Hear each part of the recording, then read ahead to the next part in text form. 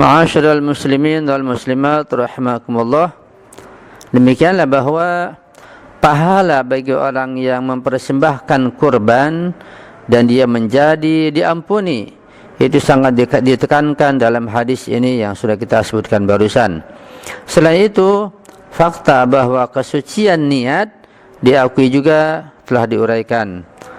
Imam Ali alaihissalam berkata, "Lau 'aliman nasu ma fil adhiyati atau ma fil udhiyati lastadanu wa dhahhu innahu la yughfaru li sahibil udhiyati inda awali qatratin taqturu min damiha."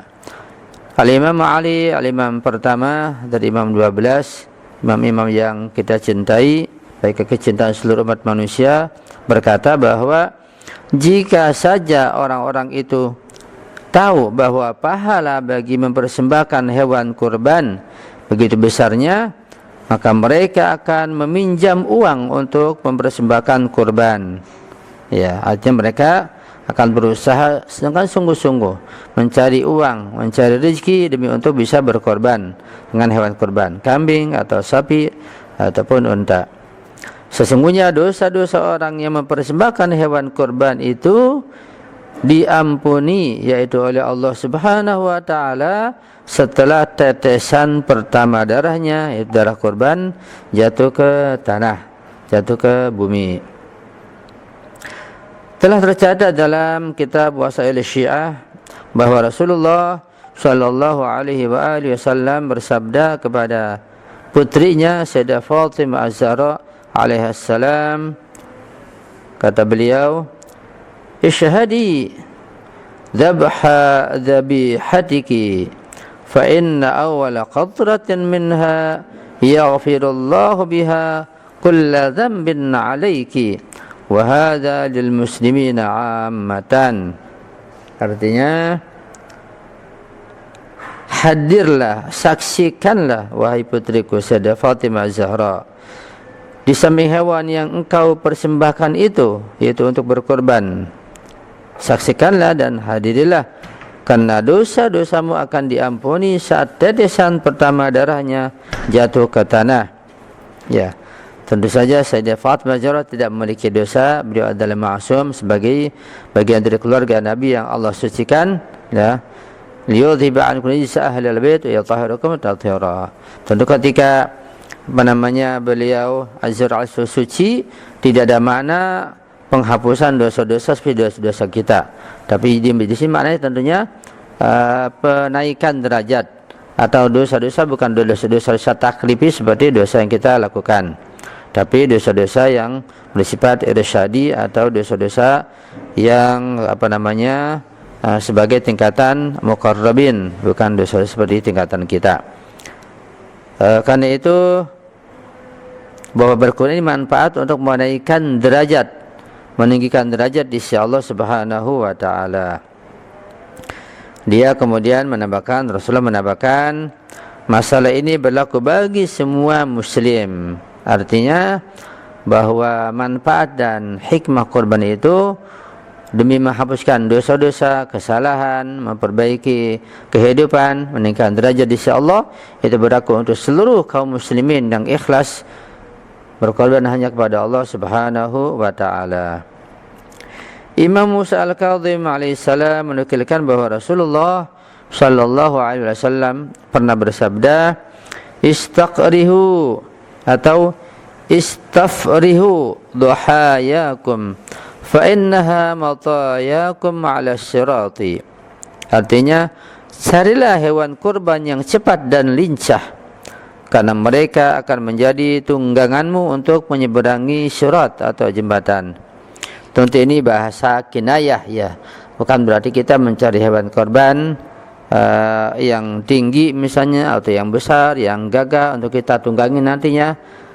Bukan seperti itu. Artinya kita mencari rezeki, mencari nafkah, mencari uang sebaik mungkin untuk membeli hewan kurban sebaik mungkin, karena itu sebagai sarana buat kita juga untuk menyeberangi sirat dan melalui tingkatan-tingkatan halte-halte ya di akhirat hingga kita bisa mencapai surga yang lebih tinggi lagi.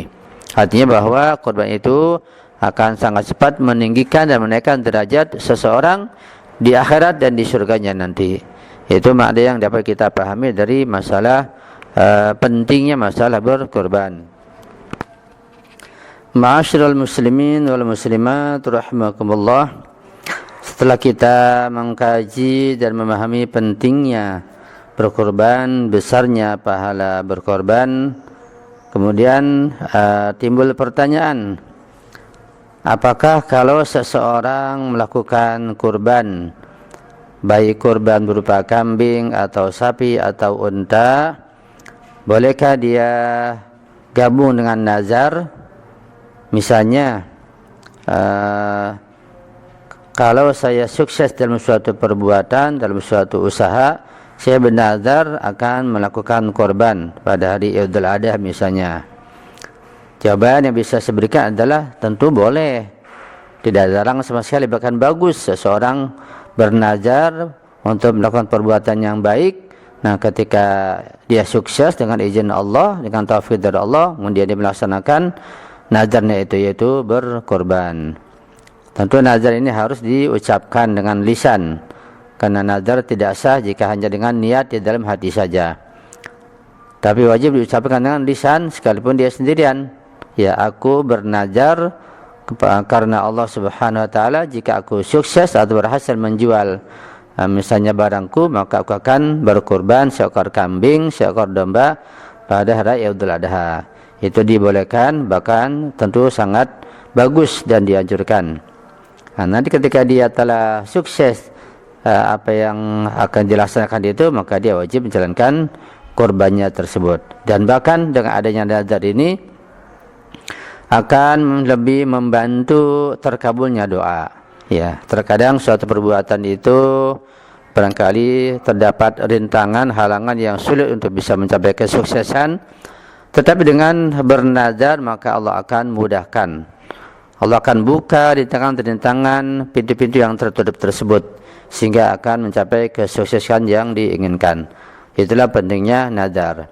Jadi nazar dalam Ahlul Bait sangat ditekankan dan sangat ramai ya, sangat berlaku di kalangan masyarakat Ahlul Bait. Saya tidak paham di kalangan Ahlus Sunnah bagaimana, karena kalau di Ahlul Bait dalam bab nazar itu sangat jelas diungkapkan dalam fikih nazar. Ya. Juga terkait masalah kurban, apakah boleh dibagi dagingnya mentah-mentah ataukah ketika sudah dimasak? Boleh kedua-duanya.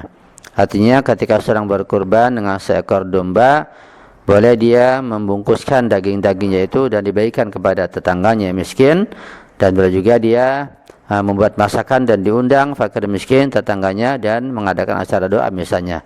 Namanya it'am ta'am, yaitu dia memberikan makanan. Bahkan bisa jadi mendapat pahala yang berlipat ganda. Artinya di samping dia mendapat pahala berkorban dari seekor domba itu, dia pun mendapat pahala it'am, memberikan makanan, dan mendapat pahala mengundang orang-orang untuk membaca doa.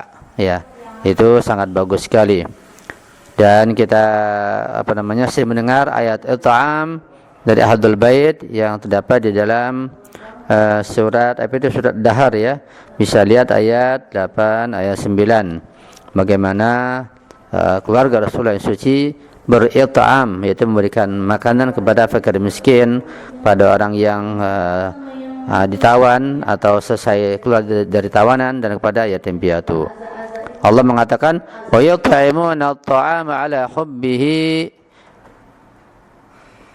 miskinan wa yatiman wa asyira. Dan mereka Ahlul Bait, yaitu Ahlul Bait bil ma'na al-akhas, yaitu Imam Ali alaihi salam, Sayyidah Fatimah Zahra, kemudian kedua putra beliau Syedih Syabab Ahli Jannah Hasan dan Husain, mereka semua makan bersama fiddah, memberikan makanan kepada fakir miskin, ya, kepada yatim piatu, dan kepada orang yang keluar dari tawanan.